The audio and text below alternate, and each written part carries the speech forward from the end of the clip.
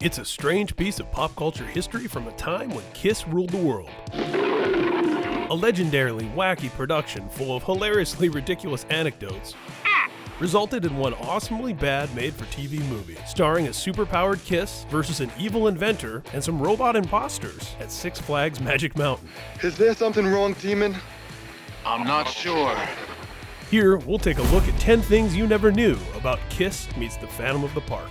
If you enjoy this video, please like it and share it with your friends. And subscribe to MovieWeb to keep up with the conversation about all of the things we love. It was supposed to be A Hard Day's Night meets Star Wars. Way underground. NBC aired Kiss meets the Phantom of the Park a few days before Halloween 1978. At the time, few things were bigger in pop culture than Star Wars and Kiss. Worn out by rigorous touring and recording schedules and the worsening substance abuse problems of Ace Frehley and Peter Criss, some of the Kiss guys and the people around them saw comic books, television, and movies as the next logical steps for their larger-than-life personas. The Star Child, the Catman, the Spaceman, and the Demon. After all, the Beatles had made some cool movies, right? Has success changed your life?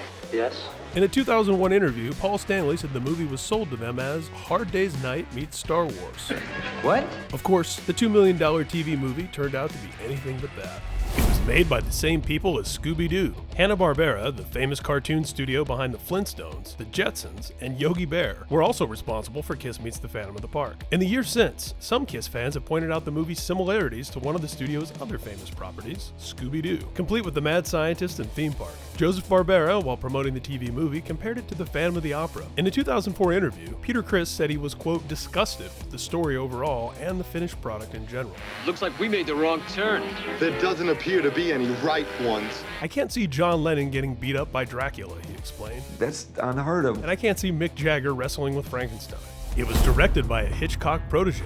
Gene Simmons was a huge horror movie fan, so he was undoubtedly thrilled when the production hired German-born British director Gordon Hessler, who worked with Alfred Hitchcock and directed 3 different movies starring Vincent Price. According to a great retrospective at Coming Soon, Hessler himself was confused as to how and why he got the job, often referring to the band as The Kiss, which isn't to say he never slummed it.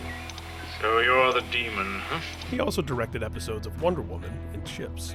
The Catman was replaced by a Smurfman. Kids at home watching Kiss meets the Phantom were treated to Paul Stanley's New York accent, Easy, Catman. They are serious. but were otherwise deprived of hearing their mysterious heroes' voices, aside from the concert scenes, which were filmed in front of 8,000 fans who got to see Kiss at Magic Mountain for free. Paul's speaking voice was for real, but all of Gene's lines were channeled through a bunch of reverb to make him sound all roaring and demon-like. Ace Frehley barely said more than "ack." And poor Peter, his entire voice was overdubbed in post-production, like Darth Maul. To add insult to injury, the voice actor who replaced him went on to voice Grouchy Smurf, Handy Smurf, and Lazy Smurf, though Michael Bell was also Duke on TV's G.I. Joe. The Spaceman gets some blame for his acting. The writers, who had about as much movie experience as Kiss, spent some time with each of the guys to get a feel for who they were and how they talked. Sam, check his facial circuitry. When the script came in, Ace's character never spoke. Cut the clowning. He only said, "Ah." Ace was furious, Simmons revealed in his book, Kiss and Makeup. He wanted to know why they didn't give him any lines. To their credit, they turned around and said, "What are you, nuts? You've never said anything to us except, ah. We thought that's the way you want to talk." The hurry-up-and-wait aspect of movie making gave Ace and Peter a lot of downtime to get loaded. The first draft of the script envisioned Ace as super friendly, Hi, Curly. communicating largely through gestures and sounds. Ace might be best described as an other galactic Harpo Marx. The other Space Ace. In fact, Ace's indifference toward the project, heavy drinking, and frustration with his lack of dialogue led to one of the movie's most epically awesomely bad highlights. Ace stormed off the set during filming for the battle in the Chamber of Horrors. His stunt double, who happened to be black, had to step in. The director either didn't notice or didn't care, which means the Spaceman very plainly changes ethnicity. The Kiss solo albums, though it's all part of the legendary band's lore nowadays, from their incredible heights to creative missteps like The Elder and Back Again. The Phantom was a miserable experience for the guys both during production and after it was released. It also happened to coincide with another monumental moment in history, the Kiss solo albums. Kiss had a huge hit with the Peter Criss-led Beth, and the drummer was grumbling about launching a solo career. Ace was feeling the itch too. The band's management suggested each guy make a solo album and release them all at once, maintaining a unified front to the world while calming the storm within. The band made the solo albums just after production finished on the movie. They were released in September 1978, a month before the film. Peter eventually left the band for the first time in 1980, with Ace behind him in 1982. The four original guys reunited for another Halloween time TV special, this time MTV's Unplugged in 1995. I don't think anybody expected this, did they? It was the second biggest TV movie of the year, despite all of its problems. What's the point? Kiss Meets the Phantom of the Park was the second biggest TV movie of the year, behind Shogun. Critics were not kind, however, I will destroy you! and more importantly, Kiss fans rejected it, particularly the high school aged and older.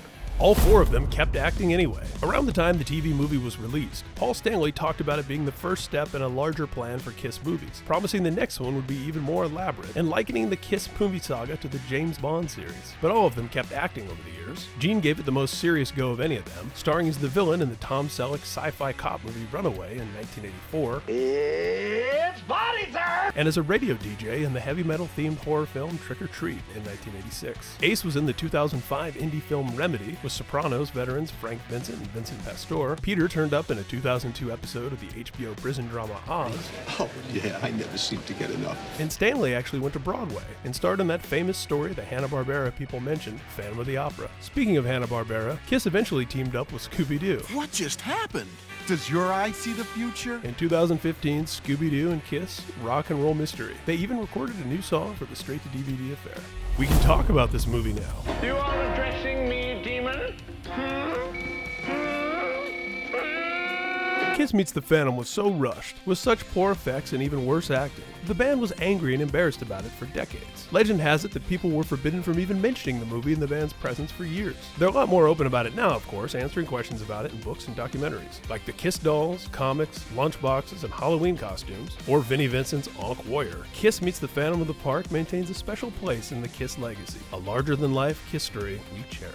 We hope you enjoyed this look at 10 things you never knew about Kiss Meets Phantom of the Park. If you enjoyed this video, please like it, share it with your friends, and shout it out loud. Also, subscribe to MovieWeb to keep up with the conversation about all of the things we love.